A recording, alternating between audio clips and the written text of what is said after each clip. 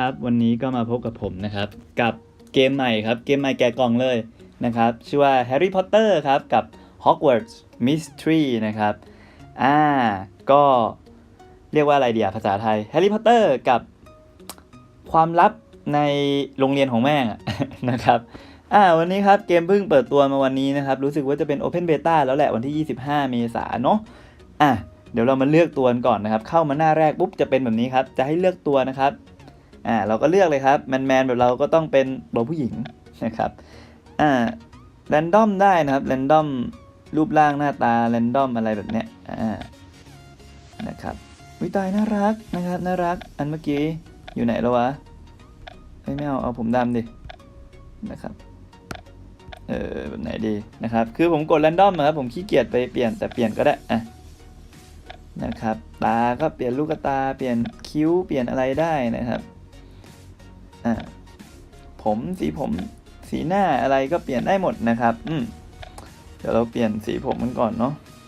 มีเลเวลเลยครับพอเลเวลสูงๆนี่จะเป็นหัวฟูได้นะฮะ นะครับประมาณนี้ครับแล้วก็อีก4ออปชันที่เหลือนะครับเป็นเสื้อกางเกงชุดครุยนะครับกับหมวกยังเลือกไม่ได้เนาะก็ไม่เป็นไรนะครับเดี๋ยวเรากด Complete Avatar เลยนะครับจะได้ไปต่อเลยเขาบอกว่าเซฟปุ๊บเนี่ยหลังจากนั้นเนี่ยคุณสามารถมาเปลี่ยนรูปร่างหน้าตาเปลี่ยนผมเปลี่ยนจมูกเปลี่ยนปากเปลี่ยนอะไรได้ฟรีๆนะครับทีหลังทำได้เลยนะครับไม่เสียเงินเนาะโอเคไปครับมาถึงอันนี้เลยครับ Diagon Alley คืออะไรไม่รู้เนาะเราก็กดคุยก่อนมันก็คุยกันครับว่าเฮ้ยสวัสดีนะครับคุณกำลังจะไปเข้าร่วมไอโรงเรียนนี้เหรอฉันด้วยนะฮะบอกใช่นะครับแต่ว่ายังงงนิดนึงนะครับไม่แน่ใจว่าต้องไปที่ไหนนะครับทำหน้างงบอกเอ้ยกูช่วยได้นะครับI've been reading Hogwarts history มานะครับก็คืออ่านประวัติเกี่ยวกับ Hogwarts มานะครับก็จะช่วยนั่นแหละมันบอกว่าเอ้ยเราควรไปมันบอกให้เรานะครับไปหาหนังสือทั้งหมดเลยนะครับไปหาหนังสือดูไอเราก็เชื่อคนง่ายนะครับก็ไปตามเขานะกดที่วิวนะครับ get your boobs book นะครับขอโทษครับไม่ต้องไปหานะว่า boobs แปลว่าอะไรนะต่อไปครับวิวgo นะครับเหมือนเราอยู่ในมหาลัยของเขาจริงเนาะอยู่ในโรงเรียนเขาจริงเนาะแฟนคลับคงจะฟินมากฮะถ้าเล่นผมก็ดูตั้งแต่ตอนเด็กๆนะครับก็ไม่รู้ว่าจำความได้หรือเปล่ากดคลิกเข้าไปเขาบอกว่าถึงเวลาแล้วที่แบบจะรวบรวมหนังสือนะครับเราก็กดคลิกรัวๆไปนะครับกดคลิกรัวๆไปนะครับบอกว่าอุ้ยฉันทนไม่ไหวแล้วแบบรอไม่ได้แล้วนะครับที่จะต้องได้เรียนรู้อะไรใหม่ๆเนาะกดไปครับ turn page ครับเปลี่ยนหน้าครับgrab all of them เก็บไม่หมดข้างล่างซ้ายนะครับก็จะขึ้นมาว่าเฮ้ยเราเจออะไรแบบนี้นี่ก็จบแล้วนะครับเราก็ดีใจนะครับหาหนังสือทั้งหมดที่อยู่ในลิสต์ได้แล้วนะฮะต่อไปต่อครับวิวกลับไปทอล์กทูเอโรวานอีกทีนะฮะก็บอกว่าเอ้ยขอบคุณที่ช่วยนะครับฉันหาหนังสือทั้งหมดมาได้แล้วนะครับบอกเอ้ยดีใจด้วยนะฮะแล้วมันก็บอกว่าเฮ้ยลืมถามชื่อนะครับดีใจด้วยเธอชื่อลืมถามชื่อนะครับอันนี้เราสามารถแรนดอมชื่อได้นะเดี๋ยวลองแรนดอมดูคลาร์กนะฮะอุ้ยเท่นะฮะแต่ไม่เอาครับผมตัวผู้หญิงนะชื่อสวยๆครับเจยอบนะครับเจนะครับจะเจอะไรนักหนาเนาะโอเคก็บอกชื่อไปนะครับมันบอกว่าเฮ้ยยินดีที่รู้จักนะครับเจยอบแล้วก็บอกว่าเฮ้ยมึงด้วยนะครับฉันทนไม่ไหวแล้วนะครับที่จะได้เข้าร่วมเนี่ยมันบอกกูก็รู้นะครับตอนนี้ก็ต่อไปนะครับมันบอกว่าเมื่อไหร่I haven't stopped staring at my acceptance letter นะครับ since it arrived can I see yours นะครับแปลว่าฉันรู้ฉันก็หยุดไม่ได้เหมือนกันที่ดูไอ้จดหมายเชื้อเชิญเนี่ยฉันขอดูของคุณได้ไหมนะครับขอดูจดหมายได้ไหมนะครับเราก็โชว์จดหมายดูนะว่าจดหมายเป็นแบบนี้นะครับเขียนว่า เรายินดีที่รับคุณมาเข้าร่วมอะไรอย่างนี้ก็ว่าไปนะครับอันนี้ก็พูดถึงเรื่องแม่ตัวเองนะครับบอกว่าเฮ้ยแม่ซื้อของให้สำหรับแบบได้เข้าโรงเรียนนะครับบอกว่าเอ้ยฉันควรเลือกอะไรดีนะครับทีนี้เราก็จะเป็นคนเลือกให้มันนะครับช้อยแรกครับ smart scarf นะครับน่าจะเป็นผ้า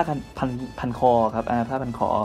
นะครับอันที่สองครับ a serious sweater ครับก็น่าจะเป็นสเวตเตอร์ใหญ่ๆนะครับความเข้าใจของผมไม่ผิดนะครับ serious จริงๆมันแปลว่าเครียดใช่ไหมอย่าซีเรียสดิอะไรแบบนี้ใช่ไหมครับสามนะครับ cool hat ครับหมวกเท่ๆนะครับอย่าแปลว่าหมวกเย็นๆนะฮะดูหน้ามันแล้วมีแว่นแล้วนะฮะเอาเป็นหมวกแล้วกันครับcould I see you wearing this cool hat นะครับบอกได้เลยนะครับมันต้องเท่มากแน่ๆหลังจากนั้นบอกเฮ้ยเราควรไปเอาแวนคาถาไม้คาถากายสิทธิ์จากโอลิวันเดอร์นะครับเราก็ไปเชื่อคนง่ายครับเชื่อคนง่ายกดวิวครับตามไปเรื่อยๆget your van นะครับมาถึงแล้วนะฮะ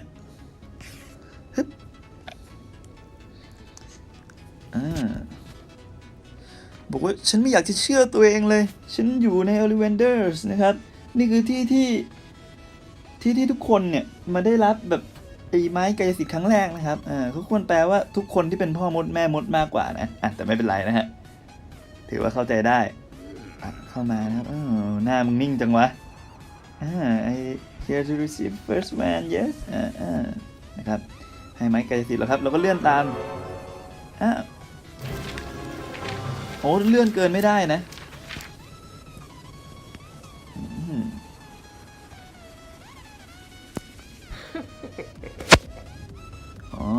เราใช้ไม้กายสิทธิ์ครั้งแรกครับเละครับเขาบอกว่า it's not your fault ครับไม่ใช่ความผิดว่ะไม่ใช่ความผิดของคุณนะครับไอ้ไม้กายสิทธิ์เนี่ยเลือกพ่อมดนะครับกูเป็นวิชนะครับเราเป็นแม่มดนะฮะแต่ว่าไม่เป็นไรแล้วก็มันเห็นได้ชัดเลยนะครับว่ามันไม่ใช่ไม้กายสิทธิ์ของคุณนะเอาขึ้นเลยนะครับรู้จักพี่ของฉันด้วยนะครับบอกว่าพี่ของฉันเนี่ยทำระเบิดอะไรสักอย่างอ่านไม่ทันขอโทษครับกดเร็วไปหน่อยนะครับHis maple wood has string corn 10 inches นะครับโอ้โห10 นิ้วนะครับโอ้โหไม้กายสิทธิ์10 นิ้วนะฮะโอเคฮะมาต่อกันครับแล้วมันก็ถามแล้วว่า Does must have had a profound impact on you นะครับรู้สึกไงกับพี่นะครับรู้สึกไงดีนะครับเอา feel bad for him แล้วกันนะครับฉันรู้สึกแย่แทนเขานะหรือว่ารู้สึกโกรธดีเอาโกรธแล้วกันโกรธพี่นะครับ I can tell there are a lot of fight in you นะครับ I think it may just have the van นะครับ backdrawn very unusual fan wolf ลืมแปลให้นะครับเมื่อกี้เขาบอกว่าเนี่ยเห็นได้ว่าแบบมีความขัดแย้งในตัวคุณอะไรประมาณนี้นะครับให้ไม้กายสิทธิ์เลยแล้วกันเอาแบ็กดรอนไปนะครับมันเป็นแบบไม้กายสิทธิ์ที่ผิดปกติมากนะครับทำมาจากยูนิคอร์นแฮร์คอครับทำจากส่วนกลางของผมของยูนิคอร์นนะครับ11 and quarter inches นะครับ11 นิ้วครึ่งนะครับ slightly springy and flexible ประมาณว่าแบบบางเฉียบแล้วก็แบบ flexible ครับแบบยืดหยุ่นได้อะไรแบบเนี้ยเราลองใช้ดูนะครับเท่เลยหน้าฟินเลยอีดอกนะฮะโอ้ยยิ้มsplendid ครับยอดเยี่ยมเขาบอกว่าดีใจด้วยนะครับเขาก็อยากเห็นเส้นทางที่เราเลือกนะครับว่าเราจะเลือกเส้นทางไหนนะครับผมไม่แน่ใจนะว่าถ้าเราเลือกช้อยส์ที่แตกต่างออกไปถ้าเราเลือกว่าฉันรู้สึกแบบเสียใจแทนเขาเนี่ยมันจะคุยอยู่แล้วต่อแล้วให้ไม้กายสิทธิ์อันอื่นหรือเปล่าอันนี้ผมไม่แน่ใจนะครับต้องให้เพื่อนๆไปลองดูเนาะต่อมาครับกลับไปที่เดิมไปหาเพื่อนเยี่ยมเรานะคนนี้ใส่หมวกมากูไม่น่าเลือกหมวกให้มึงเลยนะฮะ how do you like my hat ครับชอบหมวกฉันไหมฮะโอ้เราก็บอกว่าอุ้ยมันเหมาะกับคุณมากเลยโหไม่มีช้อยให้กูเลือกวะนะครับคุณดูเหมือนว่าเหมือนเด็กฉลาดที่สุดในฮอกวอตส์เลยฮะโอเคครับโอเคบอกอุ้ยก็มันเป็นสิ่งที่คุณเลือกให้นี่I will be coming to you for all of my future fashion advice ครับคือเขาเนี่ยในอนาคตเนี่ยเขาจะมาถามเรื่องเกี่ยวกับแฟชั่นกับเราหมดเลยนะครับโหกูเลือกหมวกใบนี้ให้มึงยังจะโอเคนะ Where is that black John Van นะครับบอกใช่นะฮะทำหน้างงๆมึงรู้ได้ไงเนี่ยนะฮะบอกว่าครอบครัวของฉันนะครับทำเกี่ยวกับไม้เกี่ยวกับไม้กวาดthat's why I love staying inside and reading นะครับมึงก็พลาดไปแล้วก็ที่พีคคือ the fact that I don't have any friend ครับแปลว่าความจริงกูไม่มีเพื่อนเลยนะครับเพราะน่าจะชอบอ่านหนังสือกันเลยเราก็บอกว่าเฮ้ยมึงเป็นกูเป็นเพื่อนกันได้นะฮะมันก็ถามว่าไม่คิดว่ากูแปลกเหรอกูคิดไม่มีช้อยไม่มีให้กูเลือกคนชอบคิดว่ามึงแปลกนะครับเราก็ตอบว่าเฮ้ยคนก็คิดแบบนั้นกับกูเหมือนกันนะครับเขาก็บอกว่าเอ้ยคนทำไมคนพูดกับมึงแบบนั้นนะครับเขาก็บอกว่า my brother is Jacob หรือ Jacob แล้วแต่คนจะเรียกนะผมเรียกว่า Jacob JJ แล้วกันโอ้ชื่อเหมือนกุยsame Jacob JJ นะครับ expel from Hogwarts breaking school rule research rebel curse มันก็จะบอกว่าเฮ้ยพี่ของมึงเหรอไอจาคอบเนี่ยนะครับ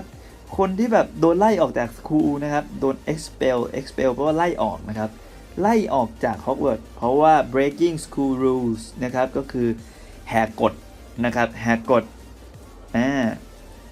เกี่ยวกับคำสาปต้องห้ามอะไรสักอย่างเนี่ยครับmassive story นะครับทุกคนรู้เกี่ยวกับไอสิ่งนั้นหมดแหละแล้วเราก็บอกว่าเฮ้ยมึงเห็นกูแปลกยังมันก็บอกว่าเฮ้ย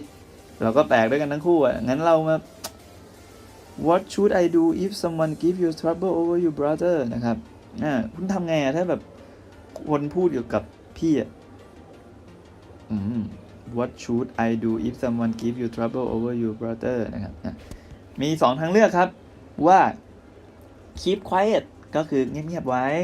อันที่2ก็คือ follow my lead ครับ come on now follow my lead come on now follow my lead ถุยนะก็คือตามฉันมาแค่นั้นเองนะฮะเลือกอะไรดีfollow my lead แล้วกันครับตามกูมาเราซ่าครับบอก I stand up for you ครับกูสู้เพื่อมึงแน่นอนครับแต่ว่า I would feel better if I knew you were my on side นะครับก็คือว่าถ้าเกิดเรื่องอะไรไอตัวเราเนี่ยจะไปช่วยเขานะครับจะไปช่วยเขาแล้วเราก็จะรู้สึกดีขึ้นนะครับถ้าเรามั่นใจได้ว่าเรารู้ว่าอีเพื่อนคนเนี้ยมันอยู่ข้างๆเราประมาณนี้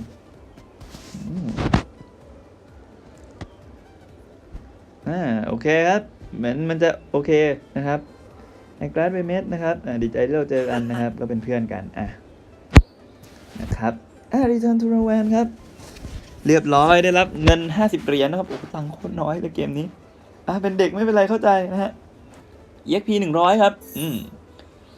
Chapter ที่2ครับเดี๋ยวเราไปต่อกันในคลิปครับเพราะเดี๋ยวคลิปมันจะยาวเกินไป